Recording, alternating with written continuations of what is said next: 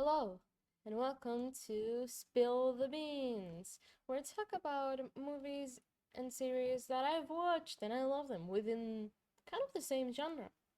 Today's topic will be W Two Worlds Apart is a romance that takes place between Kangchul, who is super rich and exists in the webtoon W, and Oh Young-ju, who is a surgeon in the real world. Her father, Oh Sung-mo, a manhwa artist, mysteriously went missing while writing his supposed last chapter of W. Yeonju goes into his office looking for him, but a hand from his monitor suddenly pulls her in, and she finds herself on the rooftop of a building next to a bloated man. She emerges to save the person, only to realize that he's Kang Chol, the main character of her father's webtoon. Yeonju later discovers she can only enter and leave the webtoon depending on Kang Chol's feelings. Kang Chol, the main character of the manhwa W, he is the co-CEO of the e-commerce company JN Global, owner of broadcasting channel W, and an Olympic gold medalist in shooting in his youth. Unfortunately, his family was murdered by sharpshooter while he was out drinking with his friends, and he was framed as the prime suspect of his family case due to his shooting background. Later on, he was proven innocent. Seeking revenge, he continued his studies and started the broadcast W to hunt down the real murderer. Will he find him? Or will he not? While on the other hand, Oh Yun-ju, second-year resident cardiothoracic surgeon in Yonsei Hospital. She is the daughter of the Oh Sung-moo, author and illustrator of the famous webtoon W. A fan of her father's work, she goes into his studio to investigate his sudden disappearance. There, she is pulled into W's alternative universe and meets its protagonist Kang Chol, with whom she eventually falls in love. What will happen between them in their love story? We gotta see. Like, seriously, this feels like an isekai, and then reverse isekai. Like, oh my god. Overall, this K-drama is something else. I have no words. I love the plot, and Kang Chol is incredibly smart. Like, how he came up with a whole plan to catch and kill the killer, and how he figured out why everything was going on. Like, you guys have to see, like, 100%, 10 out of 10. Like, I totally recommend this. I totally recommend this K drama if you're into this, like, type of isekai and romance and action. It's filled with action and mystery and a little, I'll say, like, maybe a little bit of horror. There's not too much. It's not really. Mm, mm, mm. Um, but yeah, like, I am really impressed. Like, I love this K drama. It's like fantasy, romance, comedy, thriller, and action. Like, it's fully packed with everything. Seriously, dude. It's packed. Fully packed. And I love it. Like, seriously, love this K drama so much, dude. It's just awesome. Oh, fuck. Moving on to our second K drama, which is Happiness. I know it looks a little like, why is there so much blood? I'll tell you right now. Happiness takes place in the near future, where the release of a failed treatment drug Next has caused a worldwide pandemic known as the Lida virus, aka mad person disease. Those infected by Lida experience short bouts of insanity and bloodlust before completely regressing into a zombie-like state.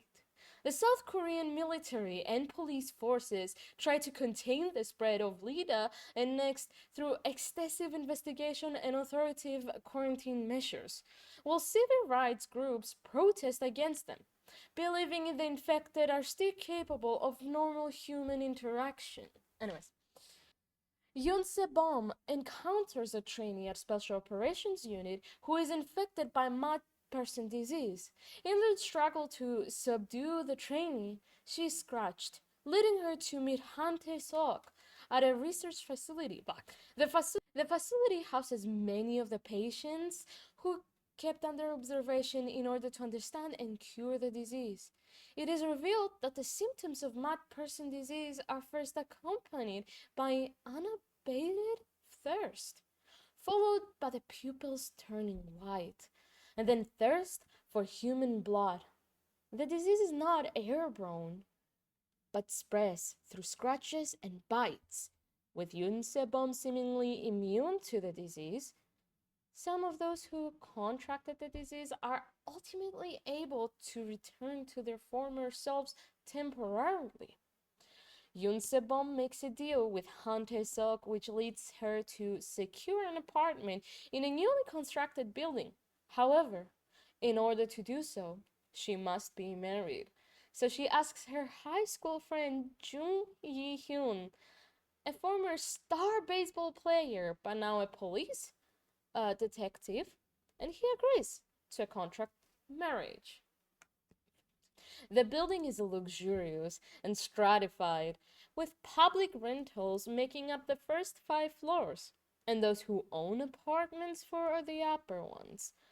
Class discrimination is evident when upper floor resident Oh Yeon-ok struggles at being the apartment's representative while keeping everyone in check. Yoon Se-bom meets interesting and strange residents, forming a close attachment to her neighbor's young daughter. Through Jung Yi-hyun's detective work, he encounters a diseased person who he believes became this way due to a failed pneumonia drug called Next, which had been wildly circulated in order to promote attentiveness and strength. This assumption is later confirmed when a resident member who consumed the drug recently sold to her in the building's gym. Ultimately, becomes infected with the mad person disease and succumbs to the illness. This begins the outbreak in the building. In an effort to protect the residents in his building, Jung Yi-hyun and Yoon Se-bom establish quarantine rules while securing the building from the outside with the help of his captain, Kim Jung-guk. Jung Yi-hyun conflicts with the building resident, Oh Ju-hyung, who seems to encourage destructive behavior in the building. The question of humanity and whether to view those infected with mad person disease as human beings forms a psychological battle for Se-bom, Yi-hyun, and Tae-sok. Han Tae-sok initially tries to keep the mad person disease a secret, but with more cases progressing and people getting panicked, the secret is revealed to the public, with an increasing number of people getting infected. Han Tae-sok and his military team struggles to determine whether to preserve these people or kill them off. Han Tae-sok orders the complete quarantine of the new building complex where Yoon Se-bom and Jung Yi-hyun live, offering them a chance to leave the building before it becomes completely sealed off. However, they decline the offer. Yoon Se-bom's blood contains antibodies that could hold the cure for the disease, which Han Tae-sok seeks to exploit. It is revealed that Han Tae-sok's pregnant wife was bitten by the president of the pharmaceutical company that supplied Next, and ultimately became infected with the disease. His search for the cure is in part motivated to find a cure for his wife and to save his unborn child. This is, again, another favorite K-drama. Like, it keeps you on the edge of your seat all the fucking time. I I I freaking love it so much. Like, dude. And also, yes, the zombie like creatures in this K drama. If I see that in front of me, like, I'm getting scared. I am sprinting. I'm gonna shit my pants, pee my pants, and then sprint the other way like a little, uh, like a little chicken. I tell you. looking at those fucking white pupils and blood all over their face. Blood's like literally coming out of their mouth. I am gonna be scared. I didn't get scared watching the whole series, but if I saw that in front of me, if I saw that zombie in front of me, I am out. I am out. I cannot run fast for the life of me. But if I see that in front of me, I'm running like Flash, dude. I am running like Flash, like Sonic. I'm just sprinting out. But yeah, would recommend this one too. It's one of my favorites, dude. It's just mwah, chef's kiss. It's awesome. The feelings like goes on. I'm not gonna give you a spoiler, but I mean you can tell they got married, so there must be something between them. I'm not gonna tell you anything more than that though. You gotta find out for yourself if you wanna know what happens between these guys who are friends since high school, but they got married without feelings just to get the apartment. You gotta find out for yourself what happens to those two if you're interested. But yeah, we'll totally freaking recommend this one too. Like, it's just awesome.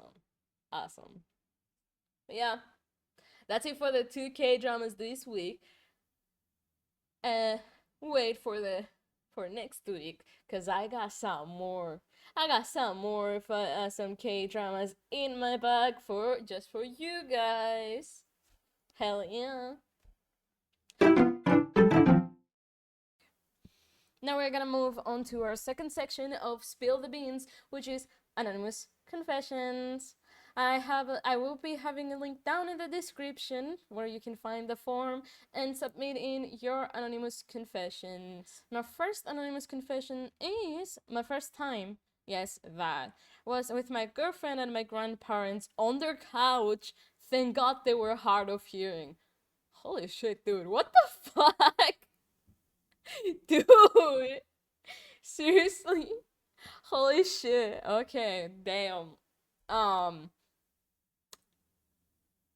I mean, they didn't hear you, so good, but like, did you seriously do it on their couch? I feel bad for them. They're just gonna be sitting on the couch where your cream was on, fell on to, like, okay, I don't know what to say about this.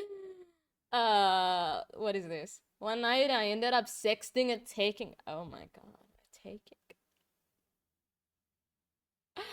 I have questions. How is that a do you, I mean, I hope you guys don't have a big age gap. And I wanna know if he initiated it or you initiated it, cause like it would be both equally fucked up.